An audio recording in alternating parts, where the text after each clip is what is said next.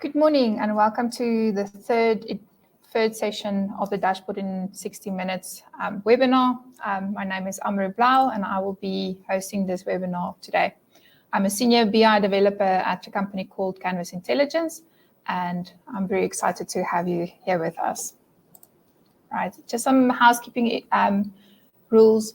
If you have any questions, please add them to the chat. You'll see my co-presenter Archie is also on the webinar, and he will answer your questions. If not, we will discuss them at the end of the webinar.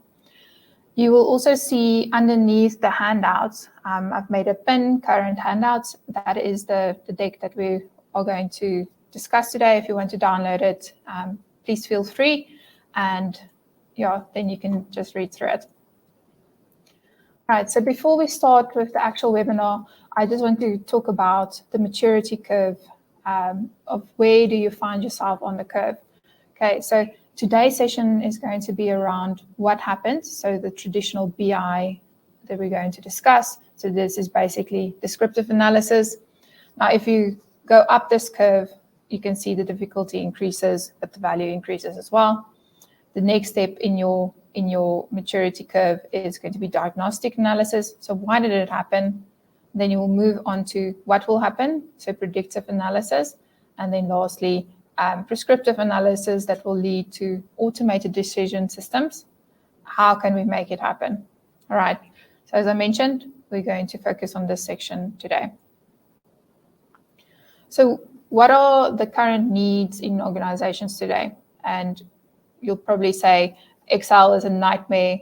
Excel is living everywhere in your organization. And what we're going to discuss today is how to get you from that Excel nightmare into an automated reporting environment. So better and faster decision-making can happen by means of automated reporting. And this can be shared across your whole organization. And all of these data sets that you're working with probably comes from disparate systems or sources. So no more manual reporting at the end of the month or during the month. And if you wondered, Power BI can do this and more. You can create automated reports. You can set up metrics or KPIs to track progress. And you can even set up a flow with Power Automate to receive alerts during the year. So data sets are automatically refreshed and no manual intervention is needed. So where do we start? The first step in our process is to gather user requirements. And we do this by means of prototyping. And it's an easy way to pin down those requirements from business. So prototyping is vital in the development of Power BI reports. I will go into an example in the next slide. After this, you will obtain the data, whether it be in the form of CSV, Excel files, or even connecting to a database. And your IT team can assist you to drop certain data sets in a folder on a daily basis, and it can be ingested into Power BI. So what is prototyping? It's a technique. It's very useful to confirm requirements for visuals and calculations with end users before significant development time is incurred. So it cuts down your development time with a lot. So maybe the project would have taken a year, but now you've cut it down to 6 months because this is an iterative process and the end user is part of the development process. So the solutions may be temporary, they may be short-lived, but it ultimately can evolve into a fully fledged solution that is fully validated and released. So in the scenario below, we've got our source data coming from the cloud, but we've also got some source data that's coming from on-prem servers. All right, that is all ingested into Power BI Desktop by means of your data modeler or your report designer. And what the report designer do is they will ingest the data, they will transform the data, and then ultimately build a report. Now, the next step is they will publish these reports into Power BI service. So this is in the cloud, and then the user will be able to access it and do their reporting. And this is an iterative process.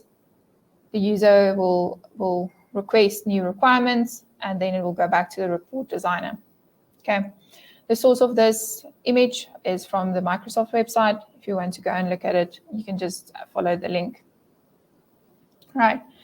So our goal today is to take these Excel and CSV data sets, and we want to transform it into these reports. So we're going to move away from Excel. We're going to import everything into Power BI and then also transform the data.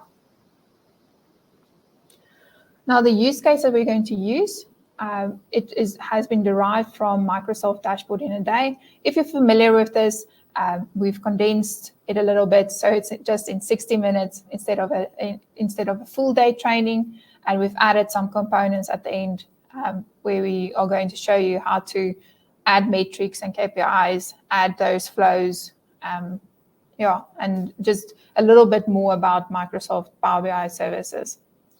All right. If you want, the content is at the end of the slides. If you want to click on the link and download Dashboard in a Day, you can go and do that. All right. So the data that we're using is from a company called Van Arstel. They manufacture expensive retail products. They sell nationwide, that is USA, but they also sell in several other countries. So the data is around sales and market share analysis, and our stakeholder is the Chief Marketing Officer. So the Chief Marketing Officer don't only want to know what's happening internally, but they also want to compare their data to what's happening externally in the market. So the CMO wants to know, how well do our products sell? They want to know, how well do we do against our competitors? And in which market should I sell more? Are there any new countries we can sell our products to? So having that in mind, we're going to go through our user requirement needs lifecycle. So the first step is access. So what are the data sets that we're going to use? How are we going to import it into Power BI? We're going to look at different data sets that we're going to import. The next step is the cleansing and the mashup of data. So in this step, you're going to transform your data set so it's usable for your reporting purposes. After that is the exploration stage, where you basically play around with your data and see what data is available, how are we going to structure, and how are we going to visualize it. The next step is visualization. So we're going to build some interesting visuals that we're going to that's going to form part of our report at the end. And then lastly, the sharing. So how do we share our reports? How do we give access? What are the typical things that you will find on Power BI services? And then you can see this is a circle. It's an iterative process. So every time user requirements changes or there's additional user requirements, you'll go through this process. All right, so the first step is accessing your data. Power BI Desktop has the capability to connect to 300 and more data sources. And in our demo, we're going to showcase how to import an Excel file, going to import a CSV file, and then lastly, an entire folder containing multiple CSV files. All right, so the first step is, let's see what our data look like. This is our Excel file. We've got our product, we've got our manufacturer, and we've got geography data sitting in this file. So if we look at this a little bit more in detail, you've got your product ID and your product name, and you can see there's also segment added in the same column. We've got a category, we've got a manufacturer ID, and our price. Now, this will probably not make a lot of sense. It's just 1 to 14. So what you'll need to do is also request from IT the manufacturer table, so you can link this with this data set to make so it makes a little bit more sense. So next one is the manufacturer. You can see our column headings is sitting actually in column A, and our data is going across. So what we'll need to do in Power BI is transpose the data so it makes more sense. And then lastly, we've got geography, and this will probably look familiar to you. Usually when a report is extracted from server or from, it will typically have a heading like this. So we can clean this in Power BI. So we only look at this data in this table. The next data set is our different countries. So I've opened the Canada report, but there's about 6 of them sitting in our folder, and all of the data sets look the same. So we've got a product ID that is going to link to our product table, a date, a zip code, units, revenue, and then lastly your country. And our final data set is our USA sales. It looks precisely the same as the Canada data, except we don't have a country column. Right, so the next step is going to be importing it into Power BI. So this is what Power BI Desktop looks like. Power BI Desktop is free to use. You can download it from the internet. You can use it and you can start playing around with it. When you publish to Power BI service, that is where you are going to have to need the proper licenses set up. Right. So our first data set that we're going to import is the Excel workbook. What you can do is either select it from your canvas here or get data from another source, or here under the Home tab, you will see there are the data sets. Okay, just going to click on Excel and I'm going to navigate where our data has been saved. Right, so these are all the different tabs that you've seen in our data, and I'm just going to select all 3 of them. Now there's 2 buttons here at the bottom. You either have load or you've got transform data. So the difference between the 2, if you just press load, it will load the data, all of the data as is into your model. And you can only do that when you are happy that your data is in the right format, that you've cleaned it already. But if you want to transform it, you're going to click on transform data. I'm just going to load it for now. So what will happen, there's a pop-up that will appear. It will loop through your whole file and ingest everything together. Okay, so on the right-hand side, you can see these are the new tables that have been imported. On the left-hand side, we've got 3 different buttons. We've got our report view, we've got our data view, and our model view. So if we click on the data view, all of our data has now been imported.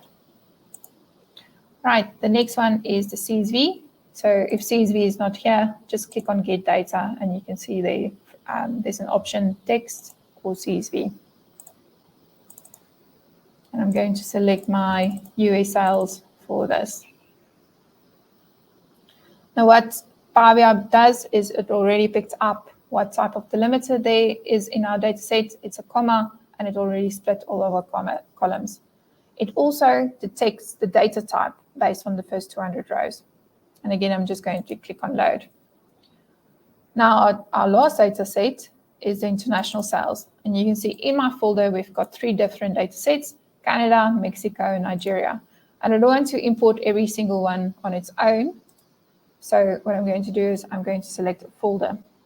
Just a note here, all your data sets need to look the same. So the same amount of columns and the same data in every column. Now lastly, I'm going to select the folder. So I'm going to select more because it's not listed here. And it will open this window where you can see there are multiple different sources. If you want to maybe connect to a Spark instance, you can select it from here. But in this case, we're just going to select a folder. Even a SharePoint folder is available. Now select your folder. And what you now do is just navigate to that folder.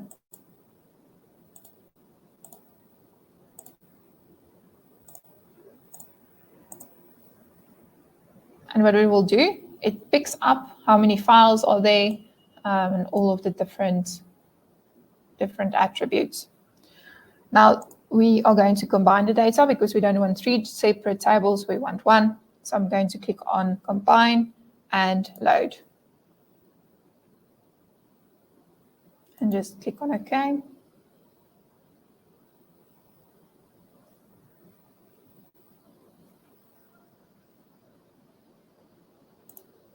Now you'll see under international sales, all 3 files have been imported and combined already for your use. Okay, So now the next step that we're going to do is are going to transform our data. So the transformation of data is there's numerous activities that you can perform. It's to ensure that your data is ready to be used for reporting. So in some cases, it means the cleansing of data so that similar sets of data can be combined. So in our example, we've got international sales, but we've also got local sales, and we want to combine it into one table so we can report on sales in total. In other cases, it's the grouping of data that are renamed, so it can be more easily recognized by end users, and report writing is simplified. Just to note, Power BI offers a no-code transformation for anyone to use. There's no coding involved in terms of transformation, and also the importing of data is also very simple. It's just selecting your data sources and it imports it for you. Right. Some of the transformations that we will showcase today is the transposing of the manufacturer data. We're going to split a column based on a delimiter, a column from example. We're going to remove some rows, rename columns, and removing columns. All right, I'm just going back to our model. And now under your queries, you can see there's a transform data. And you click on that, it opens Power Query Editor for you. Okay, so these are all the tables that we've imported. So we're going to click on manufacturer. Now what we want to do is we want to transpose this data. So under transform, you can see there's a transpose button. You click on that, and now it has transposed the data for us. Now our headings is sitting on the first line. So I'm just going to select use first row as headers. And now you can see it's moved it up. And then lastly, what I want to do is I want to get rid of these columns because they are not part of our data. So just press Shift, click on your columns, and just click on the last column that you want to delete. Okay. So just go home and you say remove columns. Now every time I change something to my data set, it will record the steps here on the right-hand side. You can see we've got our, just before our transposing, you've got this step. Now we've transposed, we've promoted the headers, changed the type, and then we've removed some of the columns. Now, if you want to change any of these steps or delete these steps, you can do it from here. You can even change the source settings so it reads from another file. Okay, so that's from transposing. What we want to do now is we want to clean our data so it's usable. In this case, for geography, we've got those two lines at the top that we want to remove, and you just click on remove rows from the top. Okay, and then select 2. And then lastly, just move up the headers. And there you go. All right, then we've got our product table. As I mentioned, our product column contains both the product name, but also the segment they're sitting in. And what we want to do is we want to split that so it's in 2 columns. Now you can go home and you select split column by delimiter because our pipe is our delimiter. But you can also, there's options if you want to do it by number of characters, by position, etc. Okay, in this case, you can see our delimiter is a pipe, but there are a few options that have already been populated, but in our case, it's going to be custom, and I'm just going to select the pipe. Now, if you have more than one delimiter in your string, in our case, we've only got 1, but if we have 2 pipes in our string, and we want to split on both, we just leave it at each occurrence. So it will split our string into 3 different columns.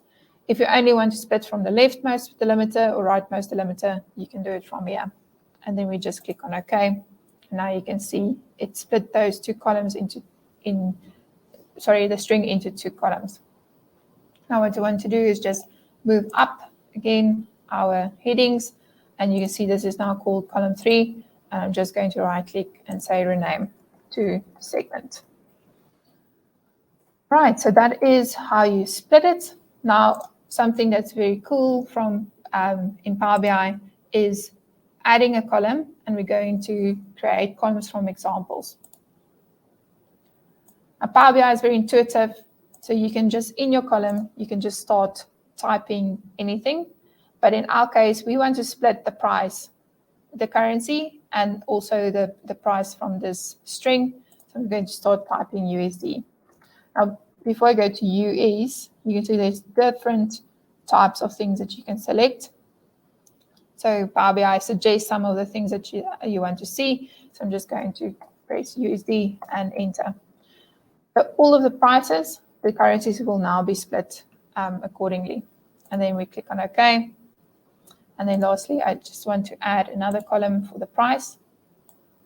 So again, just going to type in 412.13 and press enter. And then you can see it's now been split accordingly. All right, I want to rename this column to price, but there's already a price column here, and we don't really need this column anymore. So what you can do is you right click and you say remove. Now I'm just going to rename this to currency, and then also rename this to price.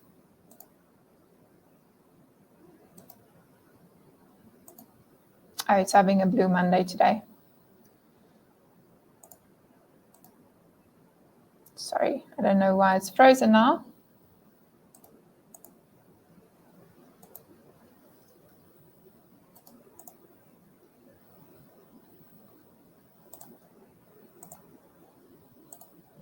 Okay, I'm just going to close and apply. That is the last step.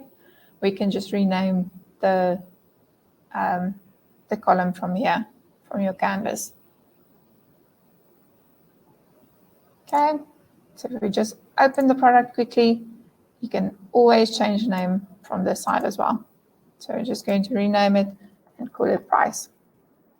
Okay, and there we go. So if we look at our data, you can now see for our geography, we've got now headings at the top.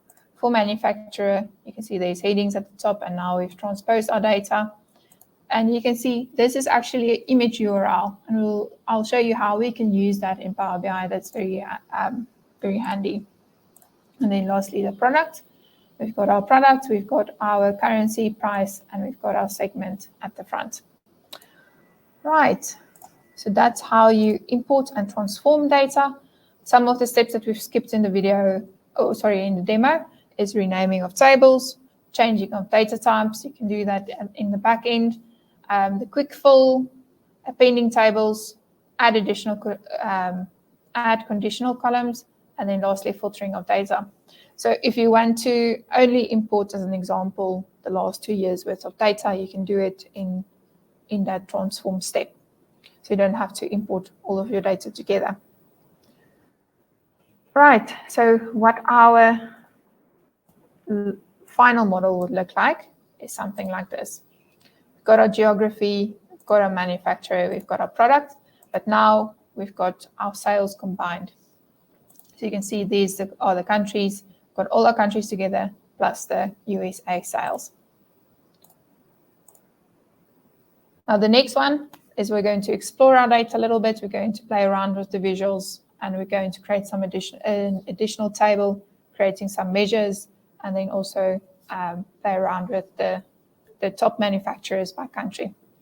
So now we're going to create a date table, and you're probably wondering, why do you need a date table if we've already got our date within our sales table? Now, as an example, probably your organization don't work on a Sunday. There's no sales on a Sunday. So there will be some gaps in between your data sets in your data. So we're going to create a date table that contains all of the dates within a range. So when you depict that on a graph, you can show it over the whole time period. Okay. So very easy thing to do. We're going to just create a table from our table tool setting, and we're going to click on new table. I'm just going to grab the syntax from the right-hand side, and then I'll explain the syntax now. Okay, so our table's name is called date. right? And the function that we're going to use is calendar.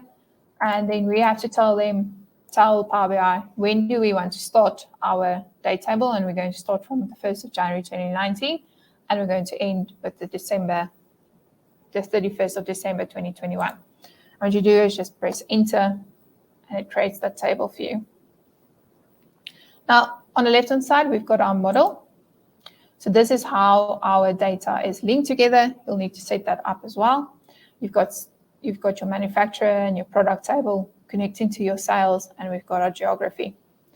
Now, this is our new table, and it's not connected to anything, so we will need to connect that to our sales. Now, it's basically click and drop to the field that you want to connect to. If you just hover over it, it will also show you the relationship between the two tables.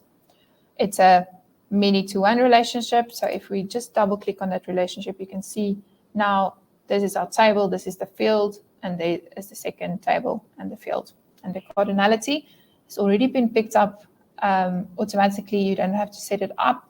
It's a many-to-one relationship. And we click on OK.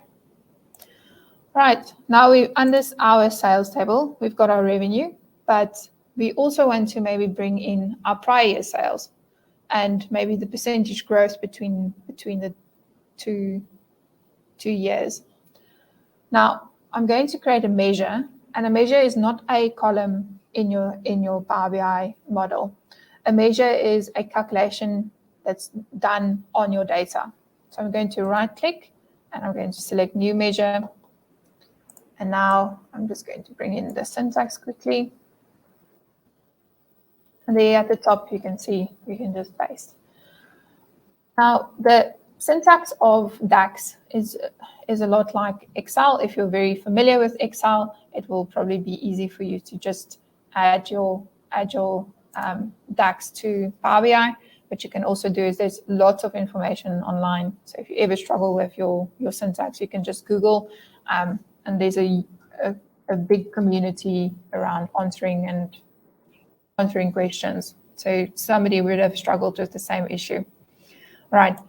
But in this case, we're using the calculate. So what it does is it will sum our revenue sales within our filtered context. We'll go into filters a little bit later. But we want to sum the sales for the same period last year. Okay. And it's actually using the date from the dates table that we've created. And then you just press enter. Second one is a percentage growth. I'm going to right click again and click on New Measure and paste. This is our measure's name, percentage growth. We're going to divide our sum of our sales minus our prior year sales, and we're going to divide that by the prior year sales and press enter again. Okay, so we've got our three panes on the right-hand side. We've got our filter pane. If you want to filter your page by a certain field, you can just drag it in there. If you want to filter on all pages, so as an example, you only want to create a report for USA sales, you can then just drag in the country and select the USA from this pane. The next one is your visualization pane with all our different visuals, and you will see there will also be settings when you've selected one. And then lastly, the field list with all your tables and all the fields listed. And you can see this is also alphabetically ordered, so it's very easy to just go and find your field. If you can't find it, you can always go and search at the top. And now you can see there's our date is contained in the date table, but also we've got a date in our sales table. Right, so what we want to do is get the top manufacturers by country. And what I'm going to use is the stat column chart for this example. And I'm going to bring in my country and on my x-axis, and I'm going to bring in my revenue on my y. And then for our legend, I'm going to select the manufacturer. And now you can see all of the different manufacturers will have a color, and you can see Van Arstel is actually green for each one of these. Now, if you want to filter for the top 5 manufacturers by country, you can do it from your filter pane. You can see countries has already been added to your filter pane automatically, and our filtering type is going to be top N. You've got different types. So you've got advanced filtering. If you want to say it contains or does not contain, it should not be blank, etc. And then you've got your basic filtering if you want to only select certain countries. Okay, but we want to actually have the top 5. Sorry, it's under manufacturing. We want the top 5 manufacturers by country. Okay, so top 5, and we're going to measure it by the revenue. And then we just click on apply filter. And now you can see we've got our 5 manufacturers by country, and we've got rid of everything else. If you want to show some things over time, you can use the different, if you want to use a line chart, but in this case, we're going to just use a line and cluster column chart. And we want to show revenue, we want to show prior year sales, and we want to show the percentage growth over time. So our first field that we're going to drag in is our date. So I'm just going to drag it into our x-axis. Okay, actually want to bring in our date hierarchy. So it's under our x-axis. And you can see Power BI automatically picked up that this is a date, so it's put it into our hierarchy. So you'll start with year, quarter, month, and then your day. All right, what we want to measure is our revenue. It's our we will put it in our column, and we also want to drag in our prior year sales as a column. And then lastly, our percentage growth as our line. Now, there won't be anything for 2018, so 2019 will look like this. What you now can do is you can expand to the next level, and it will show you on a quarterly basis, and the next one is the monthly basis. What I usually like to do is just change the settings a little bit. Again, if you want to change the settings, all of the settings are here. And if you can't find what you're looking for, you can just go and search for it. Okay. Now you can see it makes a little bit more sense. All right. In this case, I don't want to see 2019 because it doesn't really add any value. I am going to create a slicer to remove 2019. So under visuals, there's a slicer. And what you do is you just drag in your data hierarchy. You can even drag it to your visual. You don't always have to drag it to the field section. I'm just going to do it from here, and I'm going to select my 2 years. Right, the last thing I want to show you is using a slicer with those images. So what I'm going to do is just press slicer and go to manufacturer and bring in that logo field onto the canvas. Okay, now you can see it doesn't really make sense, this, so we'll need to go and change the classification. I'm just going to go to manufacturer. Okay, and we've got our logo. Under logo, there's a data category setting. So currently it's uncategorized, but I'm going to change it to image URL. Okay, if we go back, now you can see our pictures have been added. All right, I'm just going to change the setting slightly so it just showcases a little bit more. Okay. So now, if we want to filter for certain things, you can just click on the picture. You can even scroll through if you want to select an archtop, and now you can filter accordingly. All right. So those are our slicers. Okay, so your next step in your process will be to visualize. So you can do conditional formatting as you've done in Excel. There's different types of visuals that you can add. There's also a selection here. If I just quickly show you, if there's not a visual that you like on the default settings, you can click on the ellipse and get more visuals. Select get more visuals, and this will pop up for you. Now, if you're looking for a specific thing, you can do search, but as an example, you can select a word cloud. If you want to, let's say, for instance, for some reason you want the Gantt chart, there's different options here that you can select, and it will be added to your Power BI desktop. All right. Okay. Then you can also change the colors on your visuals if it's a specific color that you want. If it's the company's palette that you want to bring in, you can do that. But something that I will suggest, if you want your reports to look all the same, you can change your theme as you want. So for instance, you can set up the default colors. You can change the font size of certain objects. What you then do is you save that theme, and then every time you open a new report and you start off, you can browse that theme, so all your reports are uniform. Okay. Then you can also change the visuals, font size, the data colors, etc. You can add a heading to your page. You can add additional pages, and you can rename those accordingly. Adding a background, so if you want your company logo to be added, you can do that. There's also a smart narrative visual that tells you a little bit more about your data. It's a little bit more insight. And then lastly, you can add bookmarks and a bookmark navigator. So if there's a certain thing that you're always going to look at and you want to create a bookmark, so for instance, we want to only look at USA sales, you select your USA country, and then you save it as a bookmark. So next month, you just click on that bookmark and it's refreshed with the new data. Right, so before we go into sharing, this is what our data or our report looks like at the end. After all the visualizations and changes have been applied, you can see we've got two tabs called market analysis, and then the other tab is by manufacturer.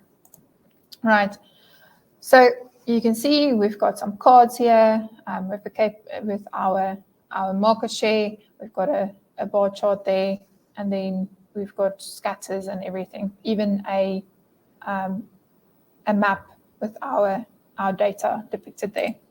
Then we've also got by manufacturer, and if you ever want to filter for different manufacturers, you should just do it from the top, and we're going to just close that. All right, so our CMO had 3 questions. The first one was how's the products for Van Arsdal doing, and we can do it from the section at the bottom. Okay, so this is filtered for Van Arsdal, and we can see what our products are doing in the market. If you drill down to the next hierarchy, you can see it will expand everything. But if you want to look at it on a product level, you can click on this button where you can just go down one level into segment, and then you can also go down into your product level. All right, so these are all of the products that are top selling. They contribute the most to our revenue grand total.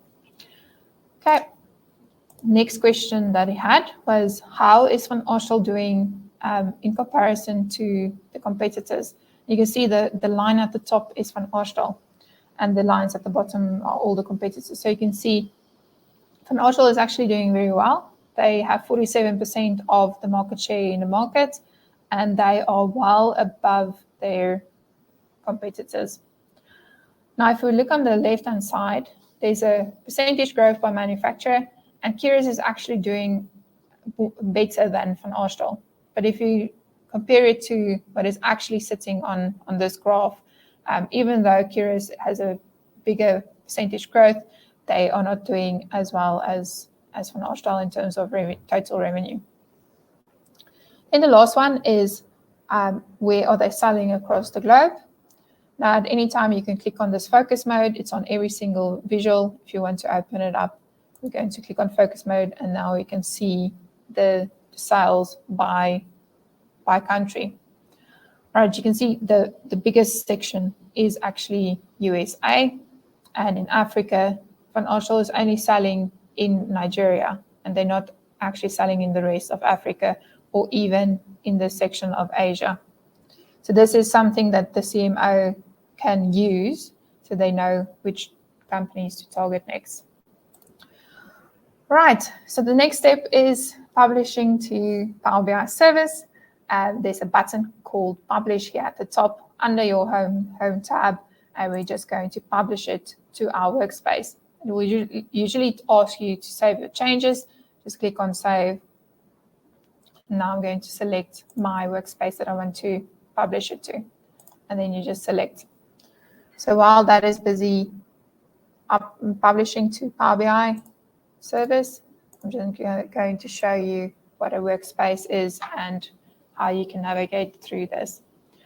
Right, so a workspace is something that houses everything from a report, from a data set, even a workbook, and I'll show you an example a little bit later. And then you've got a scorecard and everything. Now this is my report that I've published, and you can see it's been published, and now we can start using it. All right, so if you just open the report,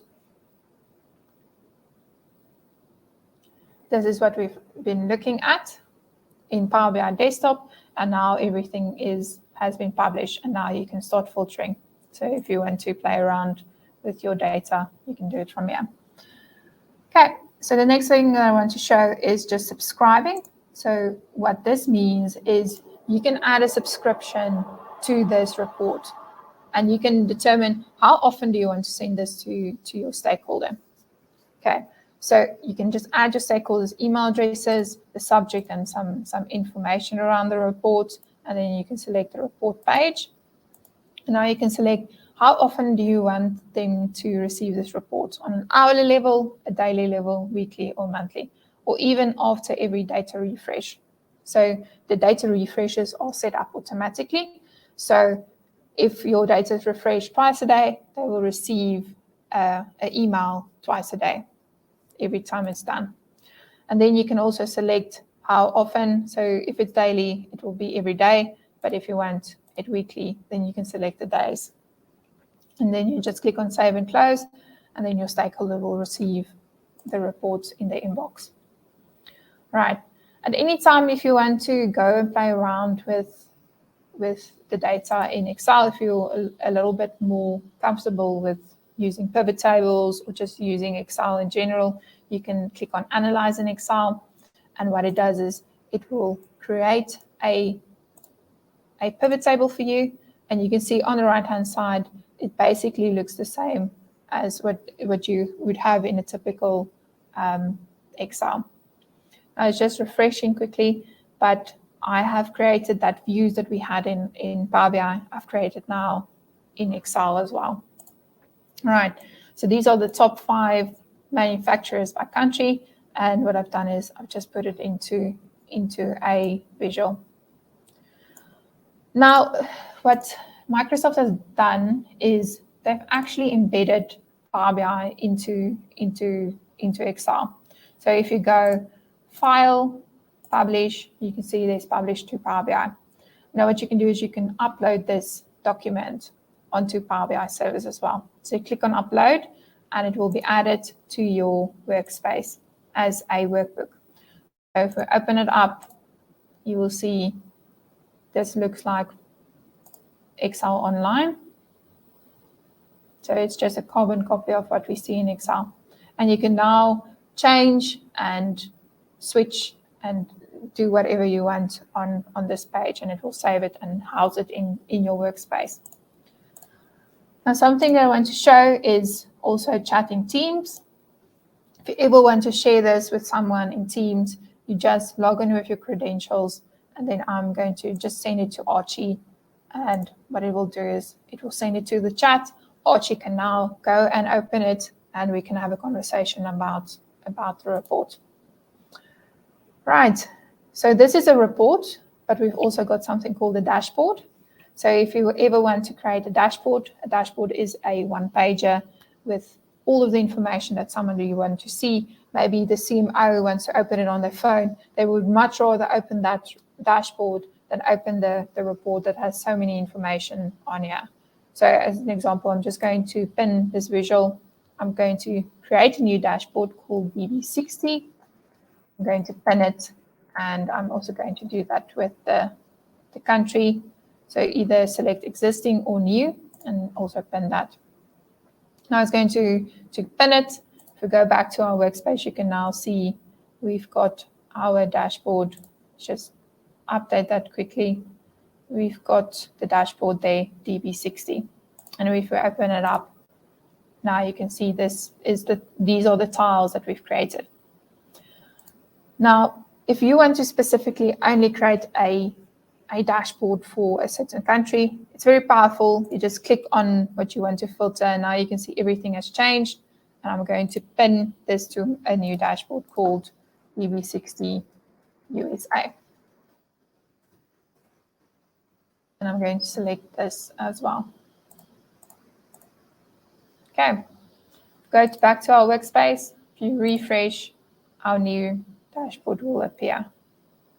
Okay, and this has now been filtered for only USA. All right, so if we just go back to this dashboard, there's also a section under your dashboard called Ask a Question About Your Data. And now we can start typing anything. It's very intuitive.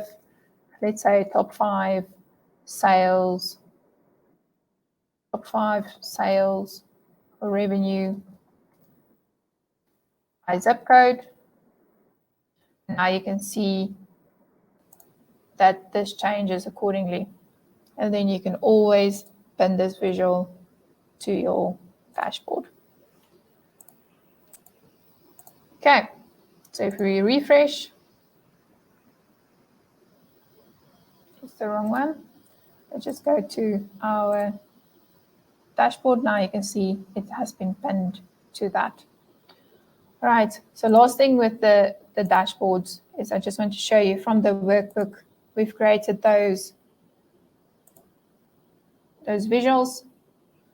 And what you can do is you can just select the area around this visual and you can just pin it to your dashboard as well. Okay, so if we refresh, you'll see it will open here at the bottom. Now, at any time, if you want to go through to the report that houses these visuals, you can just click on it and it opens a report. Same with the Excel workbook. If you click on it, it will go through to your workbook. Right, then the last thing on your workspace is creating an app. So if you want to create an app that's easy to use, all of your different things are housed in there. You can select create app, but just before we do that, there's a radio button here on the right-hand side, and you can now select what do you want to have in your app. So as an example, we want our report, we want our 2 dashboards, and we just click on create app. Okay, you just need to give a little bit of a description. From here, you can also give certain individuals access to your app. So if you send them the link, they will be able to look at what is in there. And we just click on publish.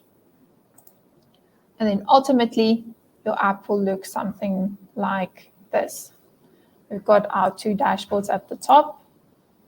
And then we've also got our final report with the 2 pages.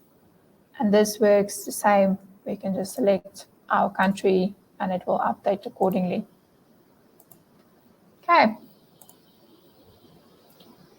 All right. So the last thing is we want to go to our workspace again. There's something called metrics on the left-hand side. So what a metric is basically a KPI that you track over time. It can be long-term, it can be short-term. It depends on how you want to set it up. So I've already populated one.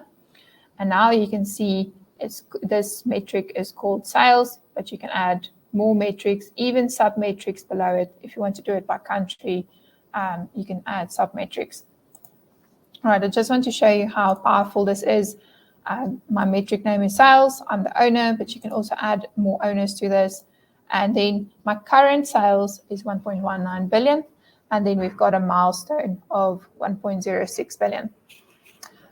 Okay, how powerful this is, you can select from your report what you want to track. So I've selected this visual, and now you can select the measure that you wanted to track. So in this case, it's revenue. So every time your revenue changes, it changes also your KPI.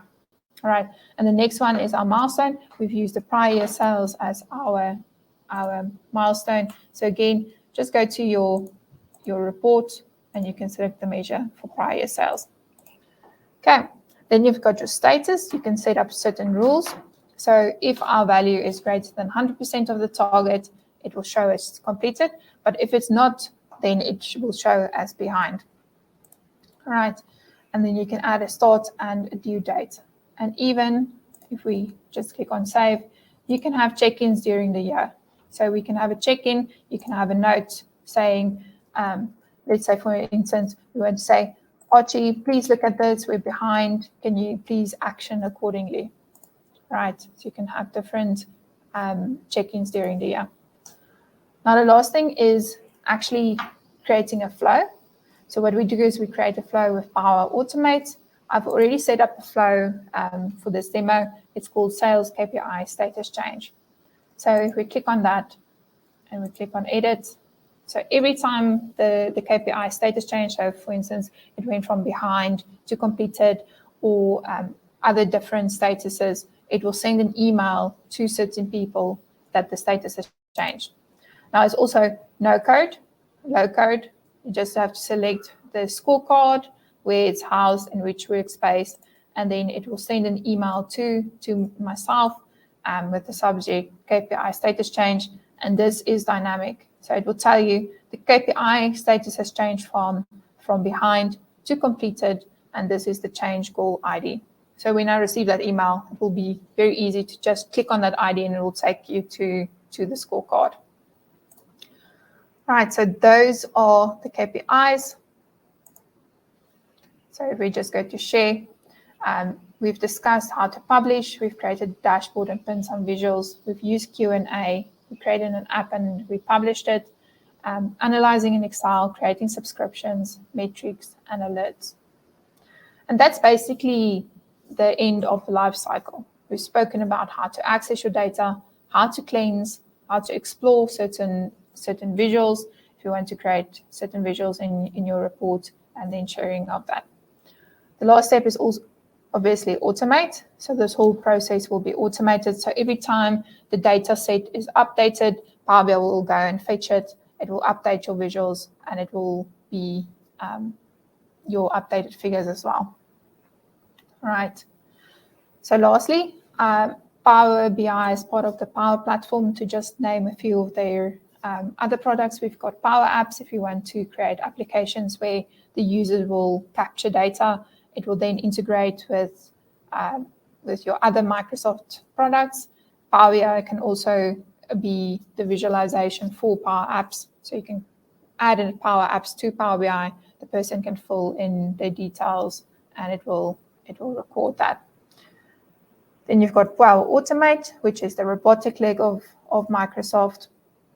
What this does is it will automate certain processes. As an example, if you want to automate a recon that is done monthly, you can do that with Power Automate. Or even, like I showed you, create alerts and send emails. Then we've also got our Power Virtual Agents, which is a bot that has been created. It learns from the responses. So if you've got a customer service desk, you can use this bot to answer certain questions and just minimize the manpower that's needed for support. And then lastly, everything is then contained in your Dataverse. So the Dataverse is an automated data warehouse. It houses all of the information from Microsoft in your organization. So you can use that data to do some analysis as well. So what's to come? This is the first webinar in the series. We're going to create some additional webinars with industry-specific instances like finance, sales, inventory, and what we'll cover there is the more advanced analytics. We're going to focus on predictive and prescriptive as well. Okay, so some of the links, we've got Dashboard in a Day. If you want to go and download the content, all of the labs are there. So it's very, very, very thorough. You can go through every lab and you can learn a little bit more about Power BI. Then we've also got the Power BI Enterprise Deployment White Paper. It's a 200-pager of how to set up your organization and deploying Power BI within your organization. And then this link to the Power BI guidance, it's the Microsoft website, and you can find any information about Power BI on there. Right, so that is the end of the webinar. what I'm going to do is I'm just going to stop sharing and see if there are any questions.